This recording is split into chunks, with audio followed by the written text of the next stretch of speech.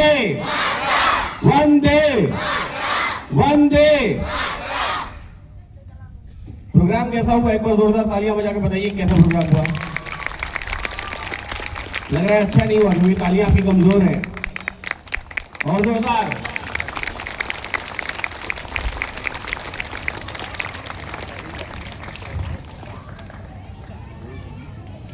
उपस्थित प्यारे बच्चों, आप सभी को स्वतंत्रता दिवस की हार्दिक शुभकामनाएं। सभी टीचर्स, आदरणीय प्रधानाध्यापक महोदय, आदरणीय अतिथिगण, सभी स्कूल के स्टाफ और जो दूर दूर तक मेरी आवाज सुन रहे हैं, सभी को स्वतंत्रता दिवस की हार्दिक शुभकामनाएं। बात की शुरुआत करता हूं। सबसे पहले तो जो बच्चों ने परफॉर्मेंस दिया, आखिर जरूरत क्या है स्वतंत्रता दिवस पर ऐसे प्रोग्राम्स करने की? सबसे पहले तो मैं आदरणीय अभिभावकगण जो आके बैठे हुए हैं उनके लिए जोरदार तालियां हो जाए कि अपने बच्चों को प्रोग्राम देखने के लिए यहाँ पर आए हुए हैं। जैसा अभी हमने थोड़ी देर पहले एक एक्ट में देखा बच्चों के, कि पेरेंट्स के पास थोड़ा कम समय रह गया है बच्चों के लिए, लेकिन फिर भी बच्चों आपको एक बात जानने की जरूरत है। इस धरती पर अगर आप पैदा हुए हो और अगर आप सरवाइव कर रहे हो, सरवाइव करने का मतलब अगर आप हंस रहे हो, बोल रहे हो, खा रहे हो, पी रहे हो, सांस ले रहे हो, बातें कर रहे हो, टीवी देख रहे हो, पढ़ रहे हो, लिख रहे हो, कुछ करने की कोशिश कर रहे हो, चाहे आप उम्र की किसी भी पड़ाव में हो, आपको एक बात को याद रखना पड़ेगा। वो याद ये रखना पड़ेगा कि ये गर्ड्स आपके अंदर है।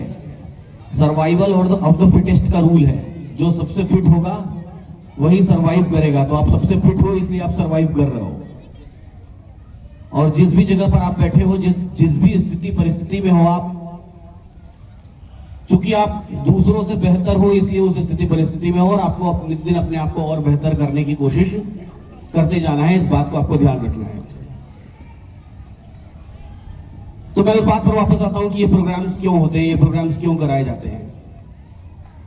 क्या ये स्कूल का इनिशिएटिव है, क्या ये मैनेजमेंट का इनिशिएटिव है, या कब शुरू हुआ, क्यों शुरू हुआ? स्वतंत्रता दिवस की बात हम कर रहे हैं तो सबसे पहले तो आपके अंदर ये भावना जागृत होना कि आज ये एक छोटा सा मंच है। इस एक छोटे से मंच से आप कहां से कहां तक पहुंच सकते हो। इस एक छोटे से मंच से आज कल को आप स्टेट लेवल पर परफॉर्म कर सकते हो, डिस्ट्रिक्ट लेवल पर परफॉर्म कर सकते हो। जैसे कि अभी हमारे कुछ बच्चे हाल ही में चंदौली में हुए डिस्ट्रिक्ट कॉम्पिटिशन में शॉटपुट गेम में सिलेक्ट हुए हैं और वो स्टेट लेवल तक खेलने के लिए जा रहे हैं, तो उनके लिए भी जोरदार तालियां हो जाए। कुछ बच्चे स्टेट लेवल पर खेलने के लिए गए और ताइक्वांडो में 5 कांस्य पदक हम जीत के लेकर के आए हैं, इसके लिए भी जोरदार तालियां हो जाए। तो ये शुरुआत कहां से हुई? उस छोटे से मंच से शुरुआत हुई। शुरुआत तो एक छोटी सी होती है हमेशा, हाँ, एकदम छोटी सी। एक फूल होता है, फूल बनने से पहले, बड़ा सा खूबसूरत सा फूल बनने से पहले वो एक कली होता है। तो शुरुआत हमेशा छोटी ही होती है। इस बात को कभी मत सोचिएगा कि कैसे शुरू करें।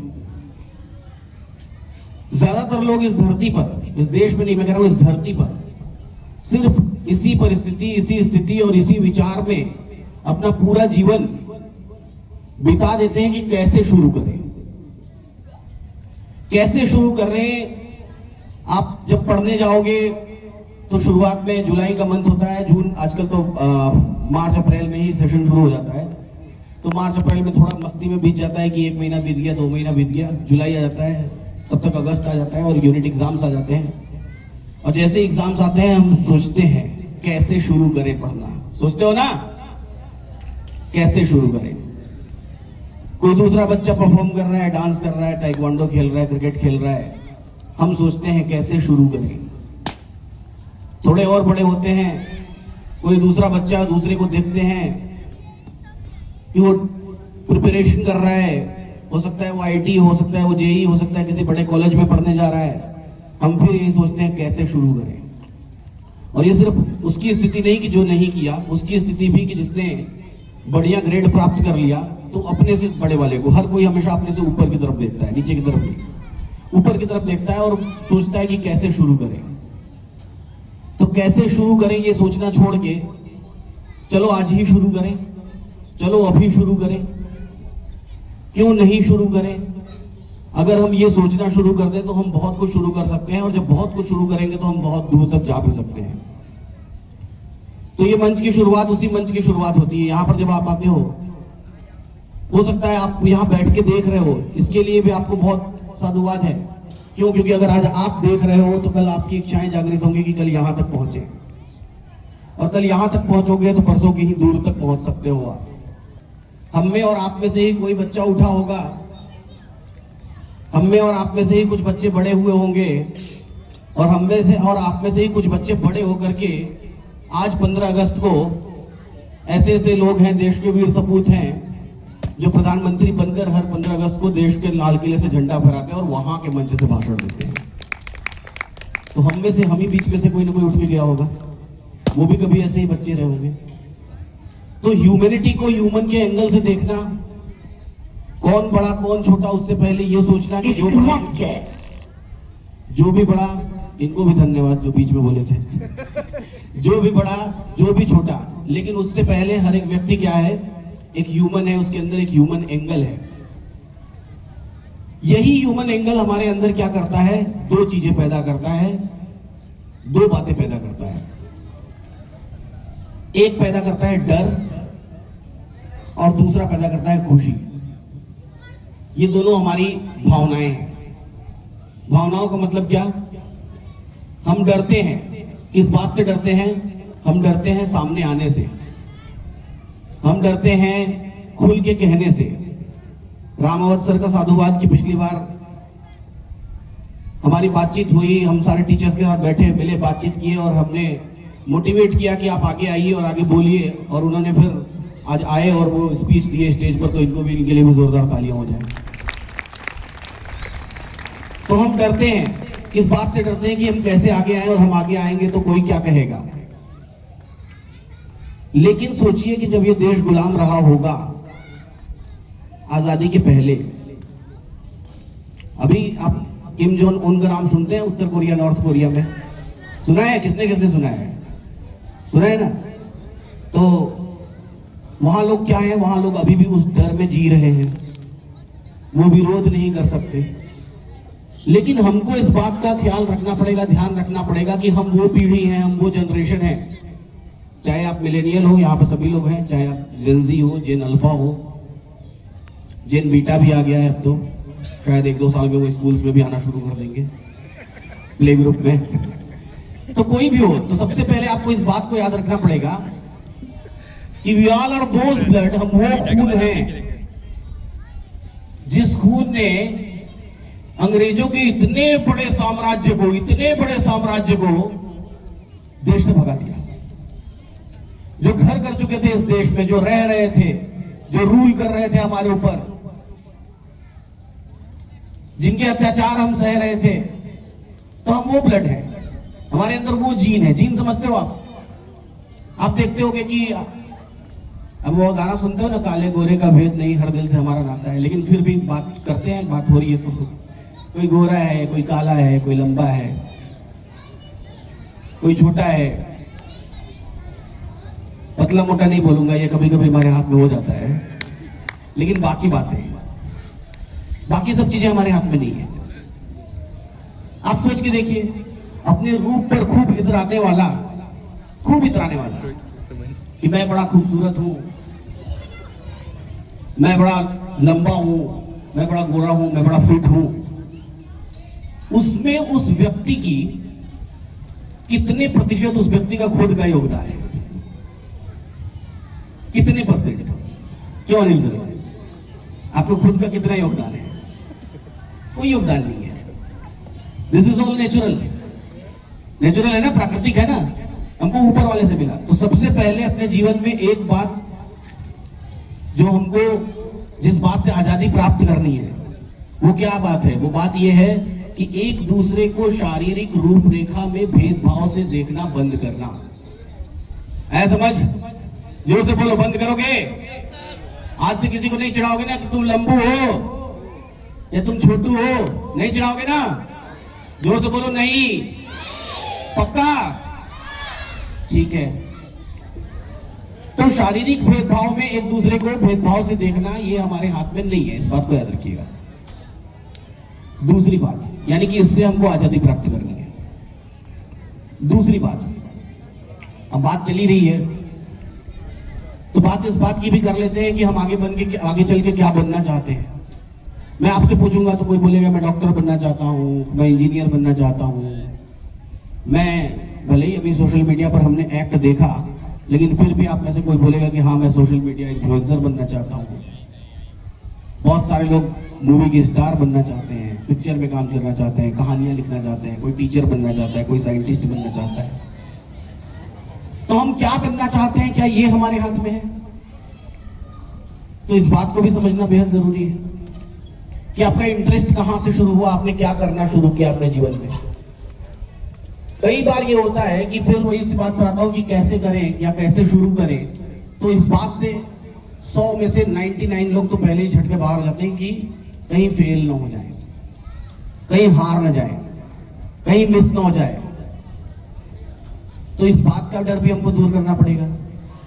जीवन में एक बात को हमेशा याद रखिएगा, आप जिस भी, अच्छा एक बात बताइए, बड़े ध्यान से समझिएगा, आप क्लास 12th में कब पढ़ते हो? कोई बता सकता है? जब आप 11th पास करते हो। 11th में कब पढ़ते हो? जब आप 10th पास करते हो। 10th में कब पढ़ते हो? जब आप 9th पास करते हो। यानी आप हर अगली क्लास में तब पहुंचते हो जब आप पीछे वाली क्लास को क्या करते हो? पढ़ते हो, पास होते हो। क्या जितने बच्चे पास होते हैं वो सब 100 में से 100 नंबर लाते हैं हर क्लास में, हर सब्जेक्ट में? लाते हैं क्या? नहीं ना।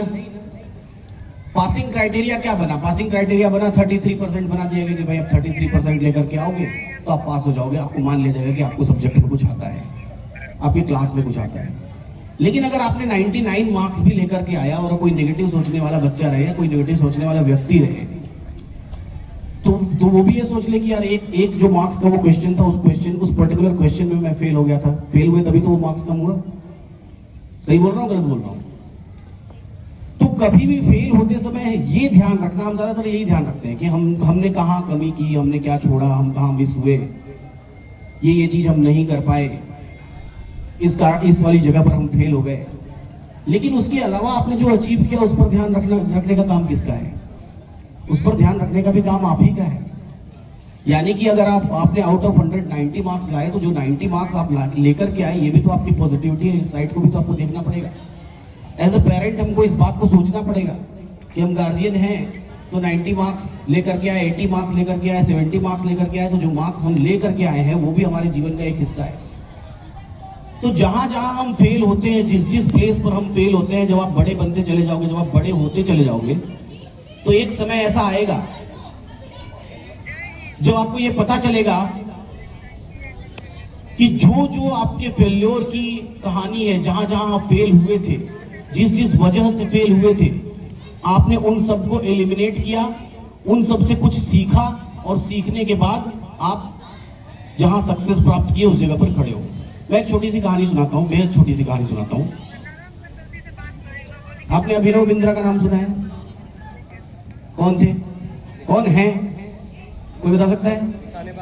निशानेबाज, गोल्ड मेडलिस्ट, भारत के पहले शूटिंग के गोल्ड मेडलिस्ट 10 मीटर राइफल की प्रतिस्पर्धा में, इंडिया के पहले। तो एक बार उनके लिए जोरदार तालियां हो जाए, फिर उनकी कहानी सुनाता हूं। तो उन्होंने गोल्ड मेडल जीता, कौन से ओलंपिक में? बीजिंग ओलंपिक में। बीजिंग ओलंपिक के पहले वो 2 और ओलंपिक में खेल चुके थे, जा चुके थे। 10 मीटर राइफल का मतलब समझते हो कि थोड़ा सा उसके बारे में बता देता हूँ। अगर आप 10 मीटर राइफल में शूट करने जाओगे तो 10 मीटर की दूरी होती है, लगभग 30-35 फीट की दूरी होती है। उसके सामने एक बड़ा सा गोला होता है, उसके बीच में एक डॉट होता है, और वो डॉट कितना बड़ा होता है बताऊँ आपको? वो डॉट होता है आपका जो डॉट पेन होता है ना, उस डॉट पेन के बराबर, उस डॉट पेन के बॉल के बराबर, जो आगे जो नोक लगी होती है ना, उतना बड़ा डॉट। और उतने बड़े डॉट पर आपको निशाना लगाना होता है, और अगर निशाना एकदम सेंटर में लगा तो आपको फाइनल में 10.9 पॉइंट्स मिलते हैं। अगर थोड़ा भी इधर उधर हुआ उस डॉट से तो 10.8, 10.7, 10.6, 10.5 कम होता चला जाएगा, जितना इधर उधर होगा। सोच के देखिए, इमेजिन करके देखिए। तो जब वो एथेंस ओलंपिक में थे, बीजिंग से पहले, तो वो बड़े कॉन्फिडेंट थे कि आज वो जीत जाएंगे। क्यों जीत जाएंगे? क्योंकि वो नंबर 1 पे चल रहे थे, ठीक फाइनल से ठीक पहले, ठीक राउंड से पहले, और नंबर 1 पे चल रहे थे और उनको ऐसा लगा कि वो आज जीत जाएंगे।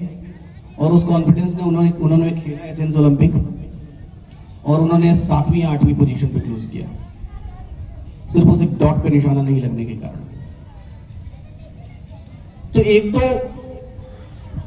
बात ये थी कि उसके पहले भी वो ओलंपिक में 11वीं पोजीशन पे खत्म किए थे, उसके बाद भी फाइनल में आके नंबर 1 पे लीड करते हुए और फिर हार गए। गोल्ड, सिल्वर, ब्रॉन्ज कुछ नहीं मिला, बस एक अच्छा शॉट उनको मारना था और उनको कोई ना कोई मेडल मिल जाता, नहीं मार पाए सबसे आखिरी शॉट अच्छा। तो यहां से 2 रास्ते थे उनके पास, एक अपने फेल्योर से सीखना और दूसरा निकल जाना, बाहर हो जाना कि चलो मैं तो फेल हो गया, अब हटो। फिर उन्होंने उस पर रिसर्च करना शुरू किया कि मैं फेल हुआ। आप में से बहुत सारे लोगों के मार्क्स कम होते होंगे, मैं फेल हुआ। तो रिसर्च में उन्होंने क्या प्राप्त किया? एथेंस ओलंपिक में जिस टाइल्स पे वो खड़े थे, वो टाइल्स मतलब इतनी छोटी छोटी चीजें होती हैं, वो टाइल्स बहुत हल्का सा 0.1 mm के आसपास ऐसे मूव कर रही थी, शेक कर रही थी। 0.1 mm मतलब हल्का शेक कर रही थी, इतना हल्का जो आप हम और आप खड़े होकर महसूस हुए, उससे लाख गुना ज्यादा ये स्टेज शेक कर रहा है, सोचिए। फिर उन्होंने क्या किया? फिर उन्होंने और प्रैक्टिस की शुरू की, पूरे शेक की टाइल्स पर खड़े होकर निशाने लगाना शुरू किया। 4 साल तक वो लगातार प्रैक्टिस करते रहे, 4 साल तक वो तरह तरह की चीजें, तरह तरह की प्रैक्टिसेस करते रहे। उसमें अफ्रीका, साउथ अफ्रीका में जाकर के अपना पूरा ब्रेन टेस्टिंग कैसे करवाया, एक साथ दिमाग में बहुत सारी मशीनें लगा करके, बहुत सारे वायर्स लगा करके, और 10,000 शॉट्स उन्होंने मारे, 10,000 शॉट्स 10 मीटर राइफल में, और उन 10,000 शॉट्स का डेटा एनालाइज किया कि कौन से शॉट्स, जब मैं अच्छा शॉट मारता हूं तो मेरा दिमाग कैसा काम करता है, कैसा मैं सोचता हूं, मेरी सोच कैसी होती है, और जब मैं खराब शॉट मारता हूं तो मेरे दिमाग की सोच कैसी होती है। दूसरा काम imagination, power of imagination, imagine करना। उन्होंने एक समाधि योग किया। समाधि योग का मतलब समझते हैं? एक बाथ टब, मतलब बड़ा सा पानी का टब, उसमें इतना नमक कि शरीर अंदर जाते ही ऑटोमेटिक तैरना शुरू कर दे। और उस समय 2007 में VR बॉक्स देखा है आपने, जो ऐसा लगा लेते हैं आंख में और चारों तरफ पे दिखाई देता है, तो उसमें उसका प्रोटोटाइप आया हुआ था। तो वो प्रोटोटाइप लेकर के आंखों में लगा के घंटों तक उसी पे तैरते रहना और सोते रहना, और बीजिंग ओलंपिक का जो हॉल है उस हॉल को देखते रहना 4 साल लगातार। ये इमेजिन करना कि जब मैं उस हॉल में जाऊंगा तो मैं कैसा फील करूंगा। उन 4 सालों में उस गूगल के उस कमरे में भी गए, जिसके बारे में शायद आपने सुना होगा कि वो इतना साइलेंट है कि आपको अपने धड़कनों की आवाज भी वहां सुनाई देती है। किसी ने सुना है उसका नाम? हाँ, वहां भी गए, वहां घंटों समय बिताया, और ऐसे तरह तरह के कई सारे काम किए, कई सारे कोचेस से मिले, और एंड में जब बीजिंग ओलंपिक आया तो बीजिंग ओलंपिक में जो क्वालिफायर ओलंपिक में राउंड्स होता है, आपको उसके बारे में बता देता हूं कि 600 पॉइंट्स मारने होते हैं आपको। 600 पॉइंट्स का गेम होता है और हर शॉट 10 पॉइंट्स का होता है। क्वालिफायर में बता रहा हूं, जब आप ओलंपिक में पहुंच जाओगे वहां पे आपको क्वालिफाई करना है। सुनिएगा कितना कठिन है। हर शॉट 10 पॉइंट्स का होता है, आपको टोटल 60 शॉट्स मारने होते हैं। कितने? 60 शॉट्स। और जो क्वालिफाई करते हैं फाइनल के लिए, उनके कितने पॉइंट्स होते हैं आपको पता है? 598, 597, 599, ये टॉप 10 वाले होते हैं, कोई 600। यानी कि आपके पास एक शॉट भी मिस करने का चांस नहीं है। You have to hit all 60 shots on the target, उस बॉल पिन के पॉइंट पे, सारे के सारे 60 शॉट्स। तो वो 598 पॉइंट के साथ वहां इन किए, और फिर उस ओलंपिक के फाइनल में ये और इनके साथ एक और व्यक्ति जो किसी भी कंट्री के रहे होंगे, दोनों लोग सबसे आखिरी शॉट से पहले, लास्ट में 8 शॉट्स लेने होते हैं, 7वें शॉट पर दोनों लोग एक बराबर 1 पॉइंट्स पे थे। सोचिए, एक ही पॉइंट पे दोनों के पॉइंट्स एक बराबर हैं। जो 10.9 मारेगा, अगर दोनों ने 10.9 मारा तो वो फिर पीछे के पॉइंट्स गिन के किसी एक को विजेता घोषित किया जाता। जो 10.8 मारेगा वो हार जाएगा। सोच के देखिए, ऐसी कंडीशन में आपका दिमाग किस स्थिति में रहा होगा, कितना प्रेशर उस दिमाग पर होगा, कितना शरीर का एड्रेनलिन बढ़ चुका होगा, कितना उनका BP out of the control जा चुका होगा। और इसके लिए उन्होंने पहले प्रैक्टिस की थी। वो क्या करते थे, सीढ़ियों पर चढ़ के भाग के जाते थे, घंटों दौड़ते थे, उसके बाद ऑल ऑफ सडन जब बीपी बढ़ा हुआ होता था उस समय शॉट्स मार के उन्होंने प्रैक्टिस किया था। और जो आखिरी शॉट था, हर शॉट लेने के लिए 75 सेकंड्स मिलते हैं, और जो आखिरी शॉट था वो कितने सेकंड में उन्होंने मारा था आपको पता है? जस्ट 5 सेकंड्स लिया और हिट किया, and that was 10.9 and he won the gold medal. तो क्यों सुनाया मैंने ये कहानी? मैंने आपको ये कहानी इसलिए सुनाई कि जब हम कभी फेल होते हैं तो हमारे पास हमेशा 2 रास्ते होते हैं। पहला रास्ता, छोड़ के भाग जाओ। दूसरा रास्ता, उस फेल्योर का कारण ढूंढो, समझो कि क्यों हुए, एनालाइज करो, कैलकुलेट करो, इवेल्युएट करो और अगली बार फिर प्रयास करो और करते रहो। Keep on trying, keep on trying, keep on trying, keep on trying, keep on trying. और यही हमने आज़ादी की लड़ाई में भी किया। न जाने कितनी बार फेल हुए। कहते हैं मंगल पांडे से लड़ाई शुरू हुई, वहाँ भी फेल हो गए। न जाने कितने लोग शहीद हुए, भगत सिंह शहीद हुए, चंद्रशेखर आज़ाद शहीद हुए, राजगुरु शहीद हुए। न जाने कितने लोगों ने, जिनके नाम हम जानते तक नहीं, उन्होंने अपनी जान गंवा दी। तो ये सारे लोग कौन थे जो फेल हुए? They kept on failing. उनके जान गंवाने से आज़ादी तो नहीं मिली उस समय। वो फेल होते रहे, होते रहे, होते रहे, होते रहे, learning, failure, learning, failure, learning. और एक समय ऐसा आया 15 अगस्त 1947 की, अंग्रेज ये देश छोड़कर चले गए और हम आज़ाद हो गए। The same you have to keep on doing in your life. आपको अपने जीवन में भी यही करते रहना है। और जो बात मैं हमेशा बोलते रहता हूँ, उस बात को याद रखना है कि ऐसे ही सीखते रहना है, ऐसे ही मुस्कुराते रहना है और ऐसे ही जीवन का आनंद लेते रहना है। फिलहाल अभी के लिए इतना ही। आप सभी को स्वतंत्रता दिवस की ढेर सारी शुभकामनाएं और आगे के प्रोग्राम को आगे बढ़ाते हैं। बुला लीजिए।